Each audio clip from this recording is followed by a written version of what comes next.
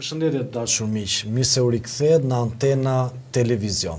Do të jetë një hapësirë e re, është një krijimtari e disa djemve të rinj, të cilët pasi patën një ide, e kthyen në një vepër e cila ka emrin Antena Televizion dhe do të ketë fokus jo vetëm hapjen ndaj mendimit ndryshe, jo vetëm sjelljen e një mendimi të ri në arenën e debateve politike, por edhe diskutimeve mediatike, por dhe nuk do të ketë barriera. Nuk do të ketë barriera që ne kemi parë gjithë tyre 35 viteve të vendosura nga ekranet. Agenda politike që prevalojnë mbi agendat e shoqërisë shqiptare. Do të kemi fokusin konkretisht për diskutuar çfarë ndodh në politikën shqiptare. Do të kemi çështjet kryesore që lidhen jo vetëm me problemet e qeverisë, me problemet e opozitës, por do të diskutojmë edhe për alternativat e reja, do të diskutojmë se si shoqëria shqiptare nëpërmjet mendimit mund të zhvillohet, nëpërmjet mendimit mund të përmirësohet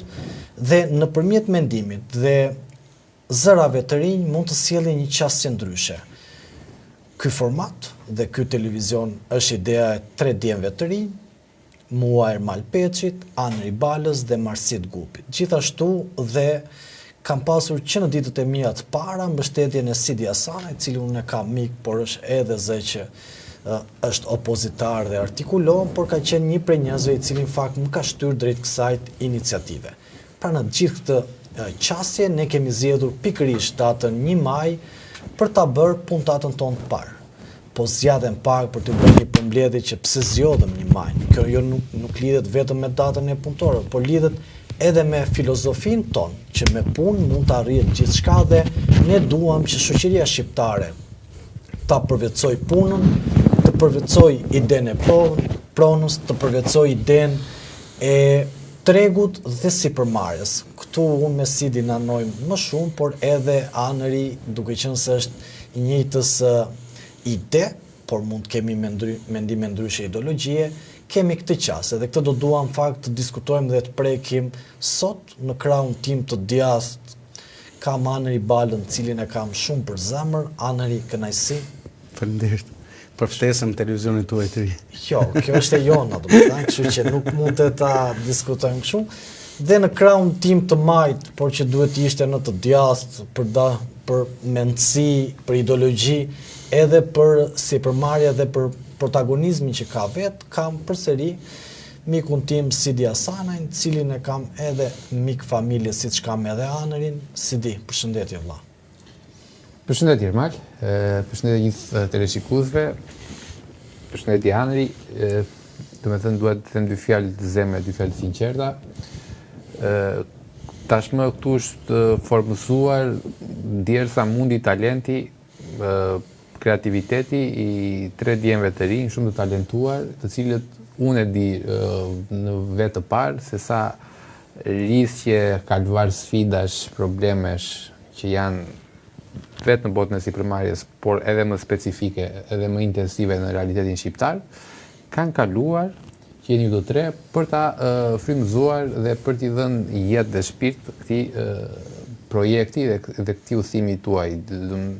Shpresoj që Zoti ju ja bëf mbar diell dhe keni komponentët e duhur që janë talenti, integriteti dhe pasioni, këto 3 komponentë, për mos pasur më asnjë limit. Mendimin tim është që ju nuk duhet t'i vendosni asnjë limit vetes, mund të jeni në nivelet më të larta që ka ne do të jemi në nivelet më të larta, jemi që tani e do të jemi, do të vazhdojmë, limit nuk kemi, se prandaj e kemi nisur këtë, por do doja të shtoja diçka.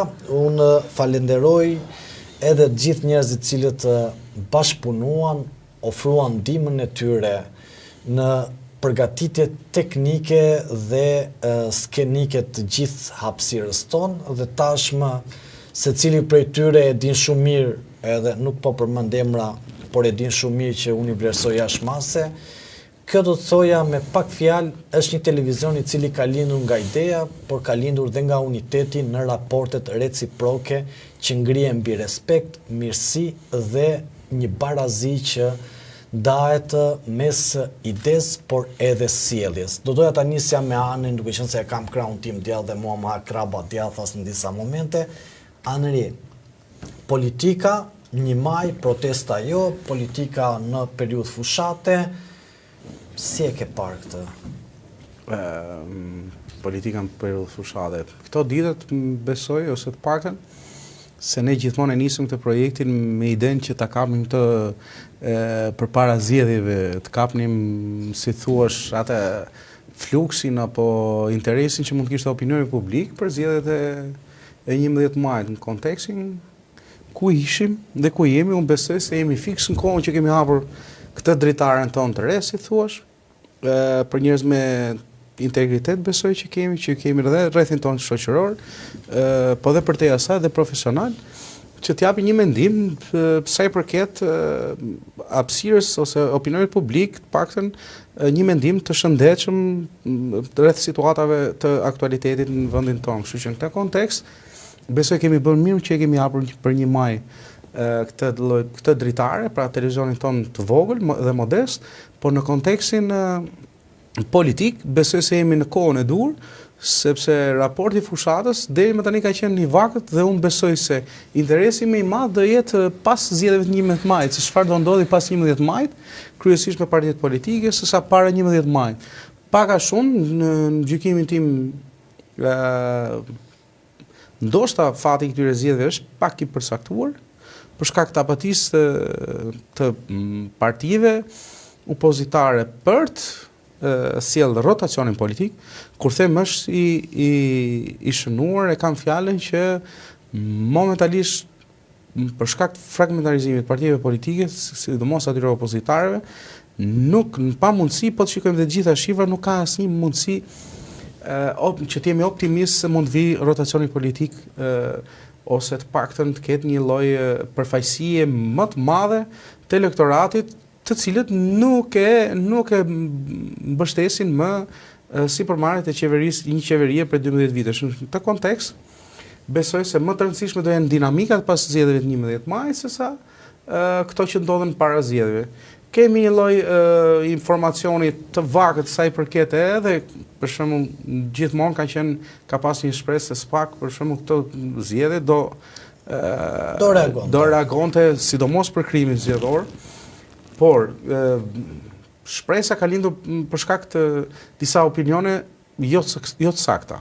Se ne kujtojmë se kur nga që shohim pritarinë e SPAK-ut për shkak të njerëzve të korruptuar, ose hetimeve ndryshe, akuzave të ndryshme, kur themi që ka zbritur SPAK në terren, se janë dhe këto medet që i fryjnë këto titujt, sikur SPAK-u do del rrugëve me një lupë në dorë dhe këtë do kapi dhe e arrestoj.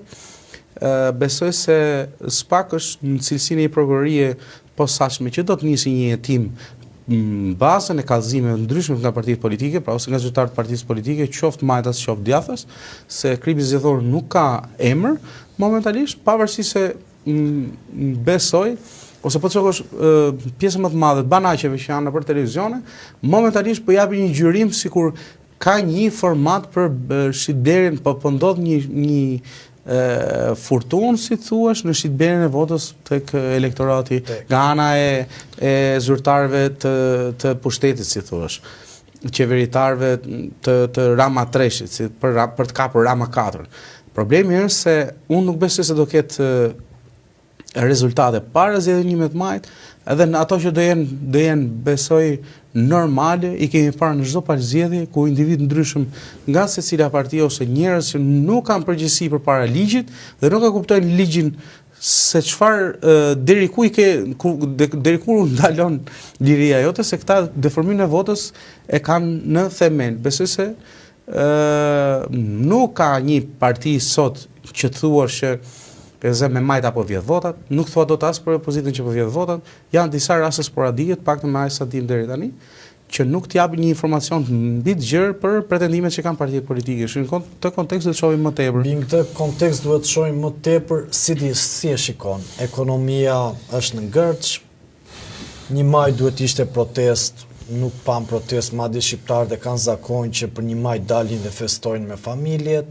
Nuk shikojmë që të ketë sindikata, nuk shikojmë të ketë reagime, nuk shikojmë të ngrihet zëri për të drejtat e tyre, çfarë po ndodh dhe se si politika do të thotë, se nuk ja vë fajin qytetarëve, ja vë politikës, por si mendoni se ka ndikuar politika në gjithë këto vite për ta sjellë të situatë ku qytetarët një maj e shkojnë si ditë feste dhe jo si ditë që mund të kërkojnë të drejtat e tyre dhe mund të reagojnë akoma më fort ndaj padrejtësive. Ermal, nëse do thoja kush është nukli, kush është zemra, thelbi i problemeve sistemike të Shqipërisë, unë do e lidha shumë me një majnë dhe me rolin e shtetit në shoqërinë shqiptare dhe posaçërisht në ekonomi. Do ta ndërlidh edhe me atë që tha Anri. Pse nuk ka reagim?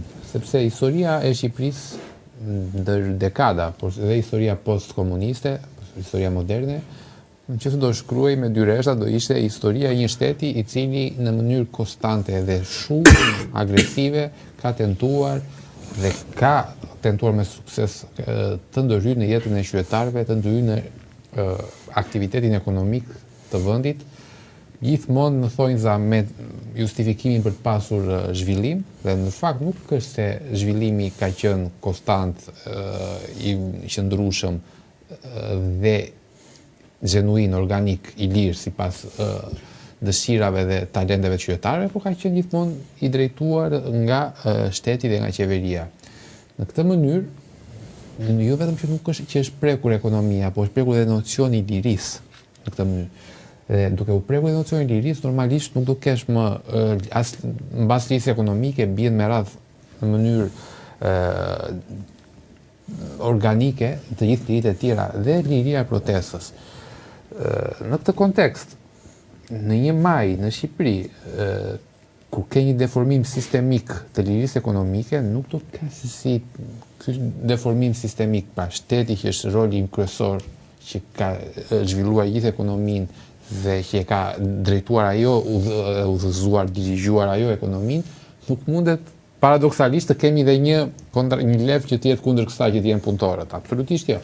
Ajo lev duhet të vijë nga klasa politike, duhet të vijë nga elita e vendit, dhe një evolim i kësaj shtrëngimi që shteti i ka bërë ekonomisë të vendit është dhe mungesa, do ta thoja unë që sapo paraqiti Anri, pra mungesa e bandave e individëve të rrezikshëm që në krahasim me vitet e kaluara, para 4 viteve, 8 viteve më përpara, kanë qenë element të spikatur për keq, detrimental, që shkaktonin shumë dëm në zgjedhjet e kaluara. Po, nuk janë më këta. Pse? Sepse kanë evoluar, nuk kanë më krim organizuar. Tani krimi është një rendërveprues me ekonominë dhe i lidhur me politikën. Dhe njerëzit nuk kanë më nevojë, më falni, për të fortin e fshatit, për të fortin si dikur që ishin këto emrat egzotik, Rumi, Shiaku, ku digjë unë, Rakia e Durrësit, po tani kemi njerëz që janë kthyer nga i krim ordiner, janë kthyer në kompani të mëdha dhe kanë një armat punëtorësh që jo që nuk protestojnë në 1 maj, por ju shtrohet dreka e darka dhe gënjehen në 1 maj, dhe 1 maj është një ditë për të bler votën e tyre në 11 maj. Për të bler votën e tyre në 11 maj. Në fakt, Anri, për të ndaluar edhe diçka tjetër shkurtimisht. Sot që të leo dhe ty të japësh një mendim, Jo, unë e jap mendimin tim 11 maj, po mendoj që edhe 1 maj, edhe 11 maj, edhe çfarë ka ndodhur në aktualitetin. Mos na vëj si moderator. Jo, po mendoj vetëm këtë gjë, sepse kur e konceptoj se si ka funksionuar, se dua ta lidh gjithmonë ka diçka në analizën që i bëhet shoqërisë shqiptare.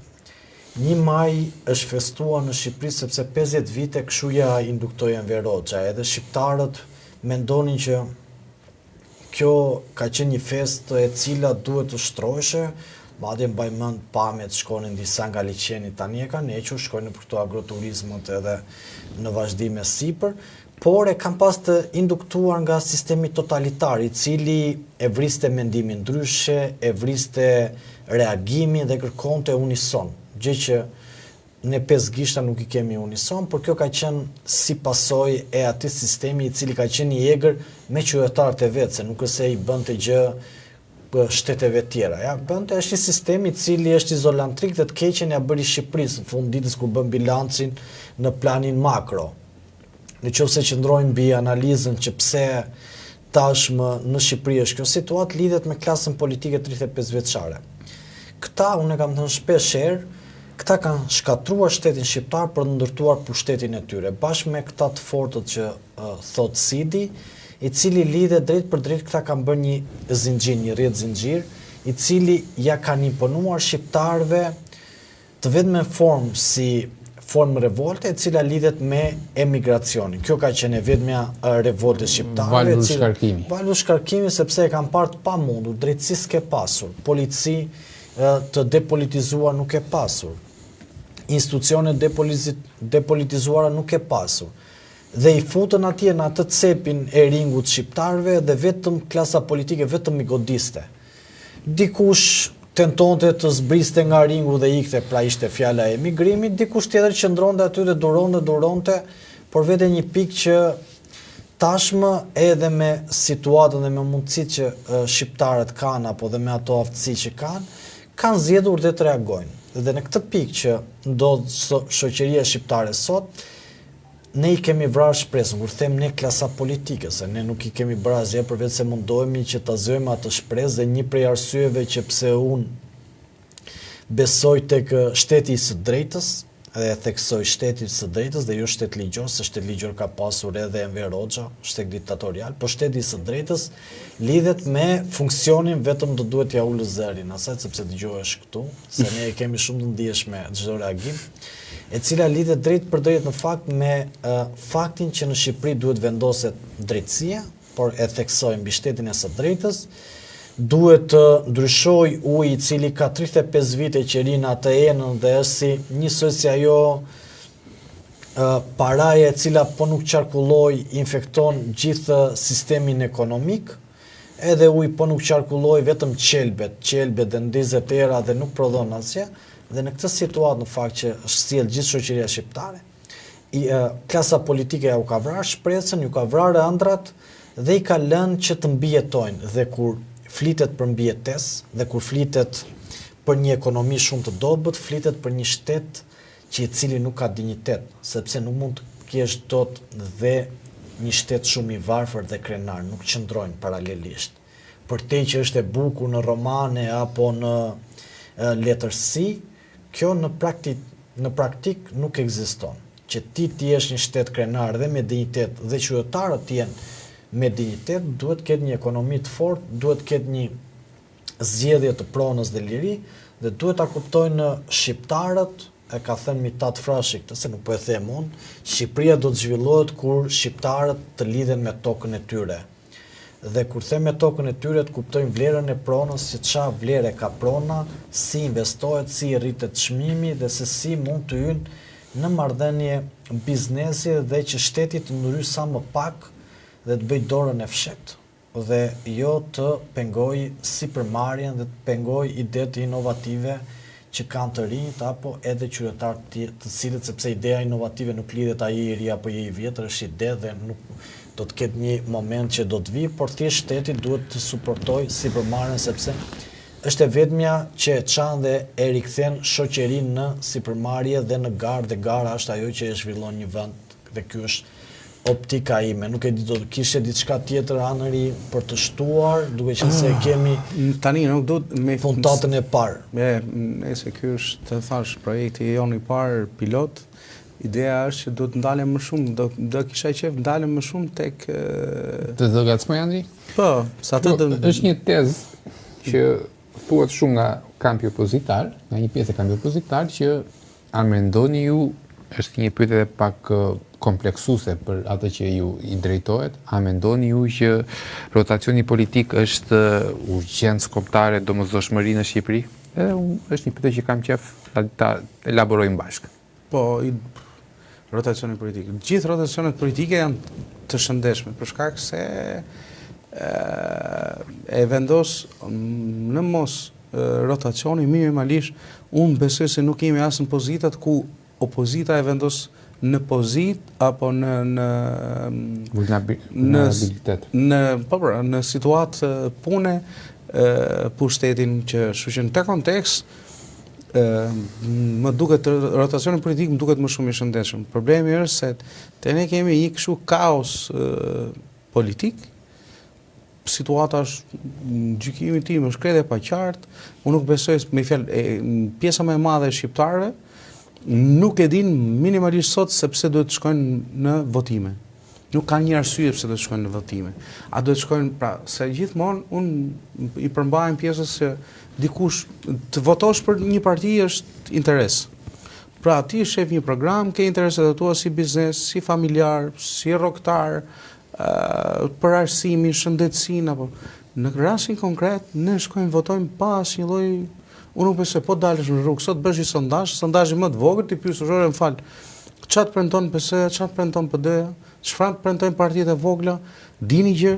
Unë besoj se njerëzit ecin se këtu te ne është ngritur miti i kryetarit, ne shohim po na pëlqeu Rama se është i bukur dhe flet bukur, votojmë Edi Rama. Po na pëlqeu Berisha se ka virtyte të tjera, do votojmë Berishën. Po këtu asnjëherë nuk votohet.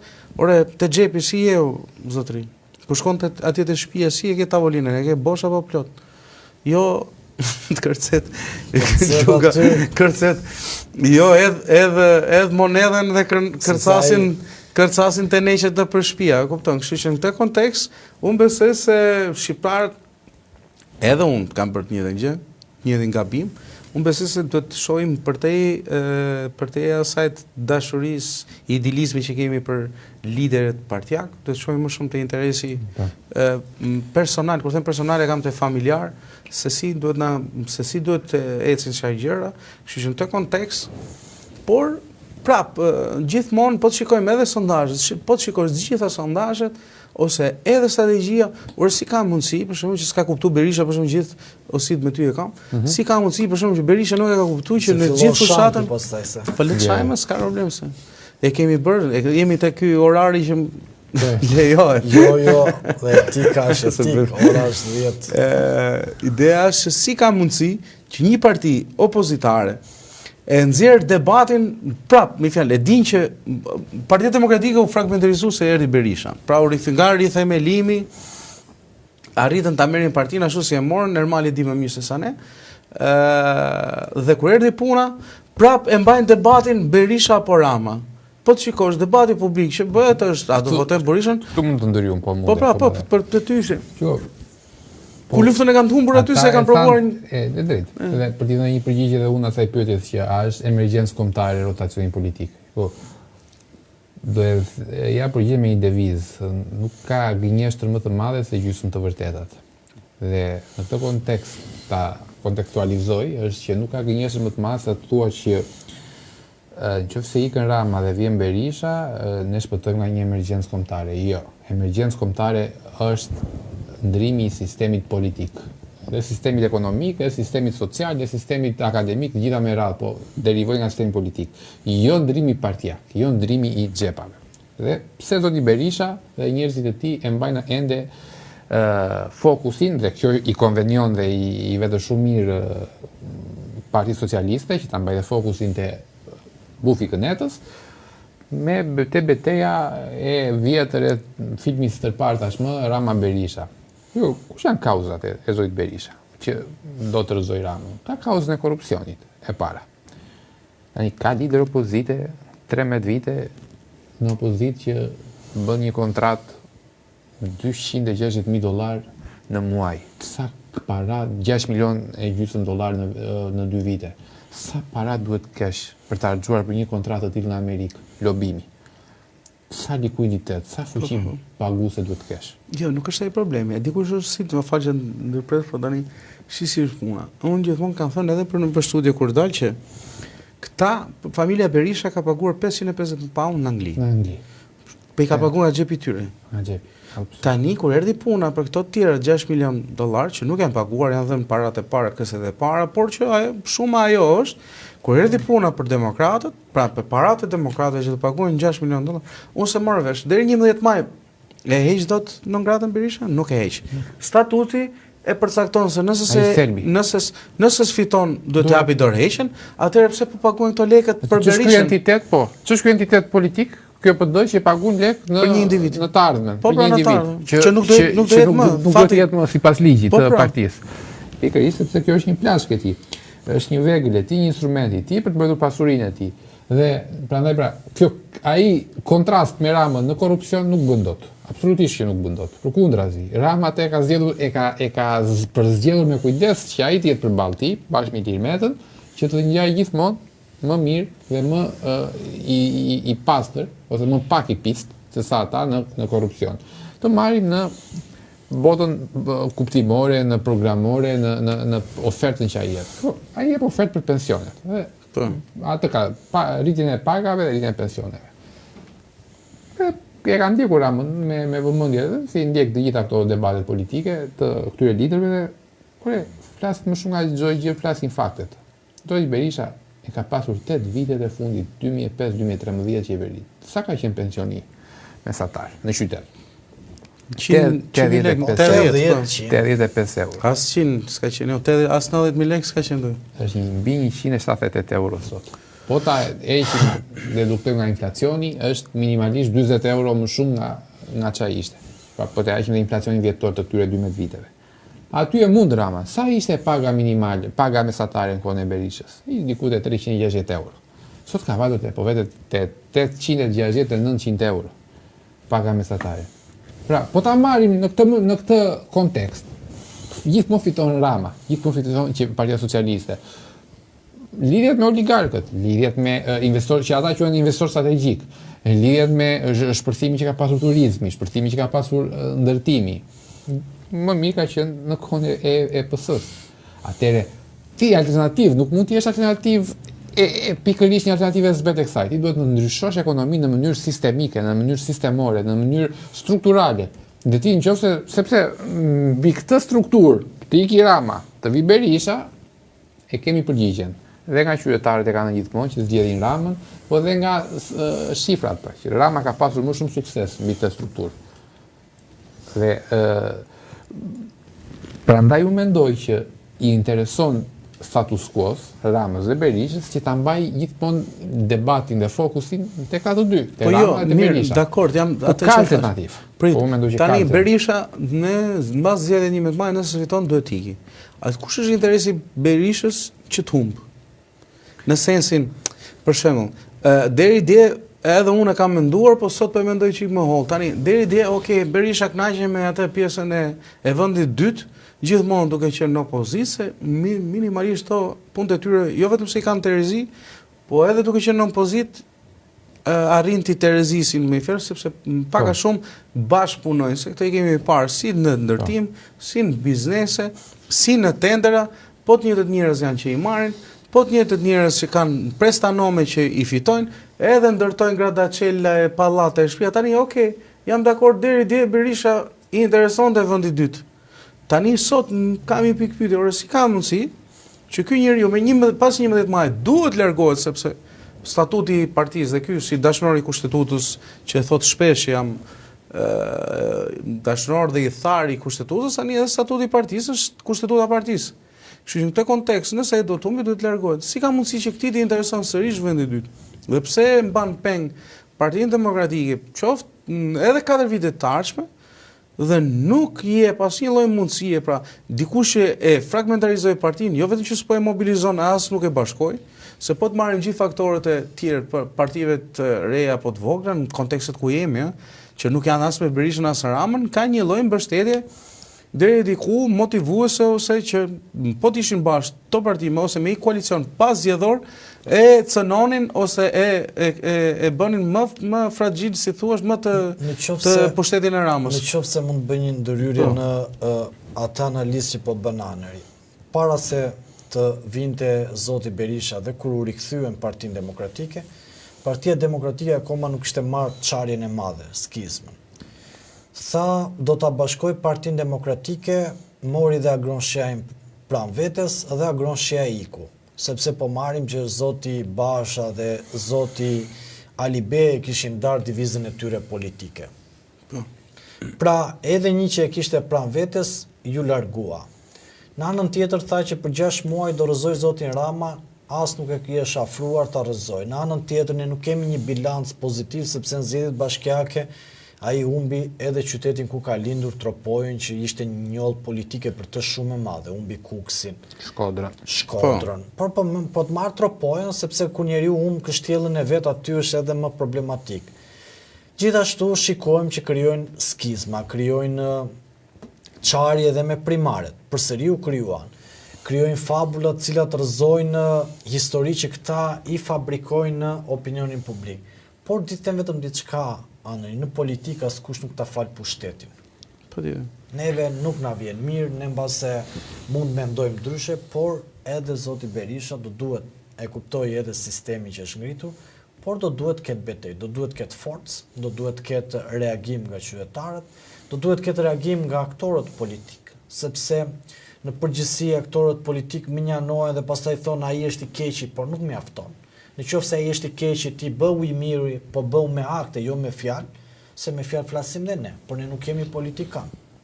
Ne kemi ideologjitë tona, Sidi është më politikisht aktiv, flas në sensin e atashimit, por edhe të një statusi që e ke pjesë e strukturave të koalicionit Euroatlantik, por ne të dy që jemi gazetarë, që kemi mendime dhe ide ndryshe. Edhe unë do bëjmë të Euroatlantik.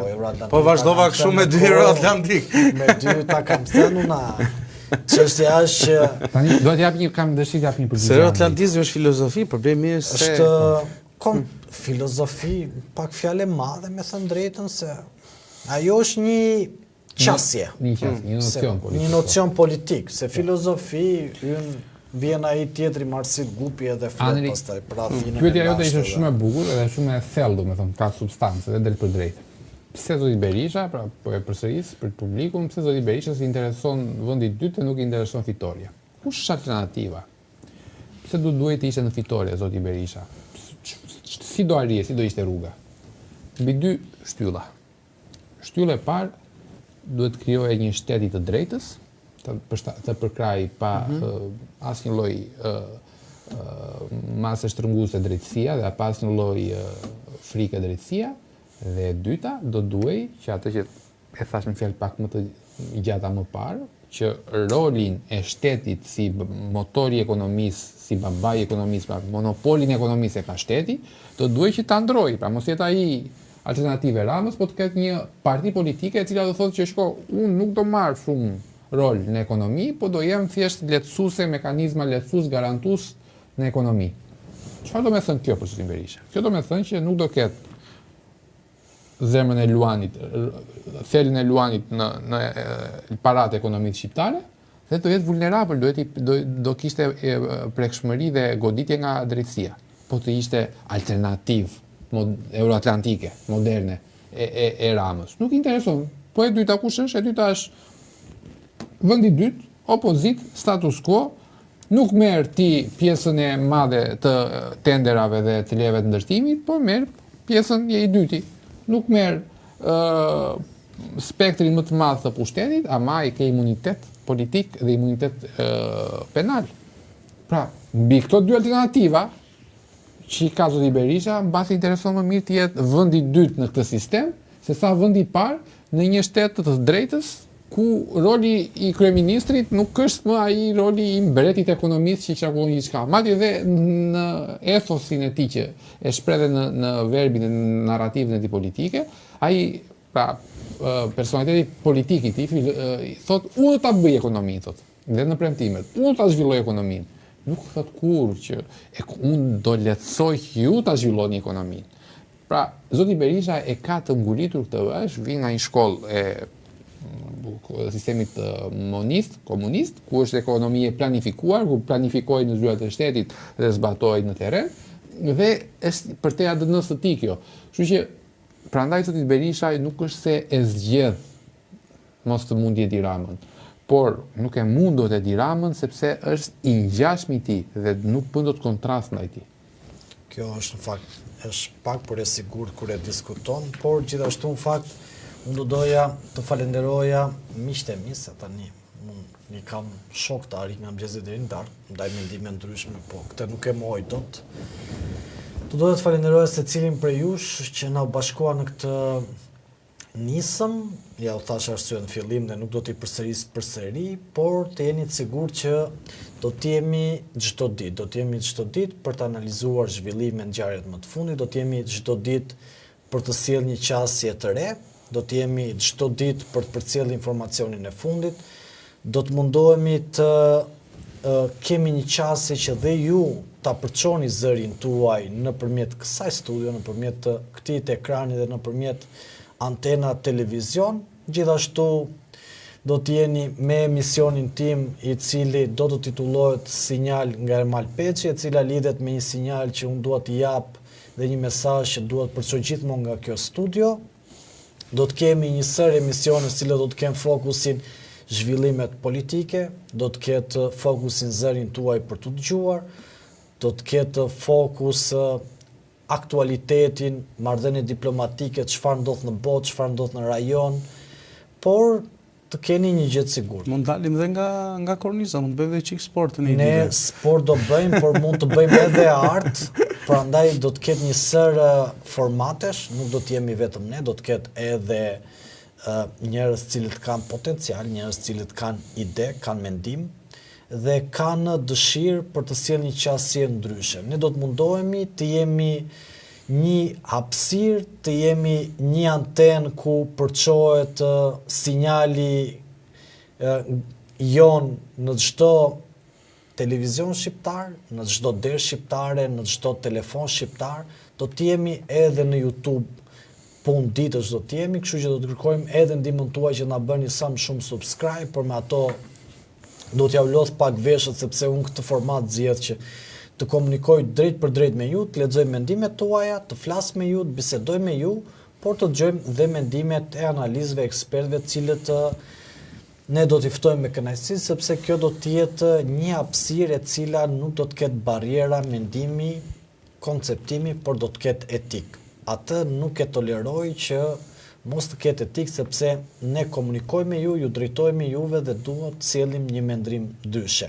Një mendim i cili të përmirësoj sadopak gjithë ambientin toksik që është krijuar në politik, por edhe në media nga mamuthët e këtij sistemi. Falenderoj secilin prej jush. Mos u largoni nga antena televizion, kur t'ju dërgojmë dhe linkun bëni subscribe dhe me një falënderim prej secilit prej jush dhe me një falënderim edhe për miqtë e mi, do të rishemi përsëri nesër për të diskutuar në fakt mbi ngjarjet dhe zhvillimet më të fundit. Natën e mirë.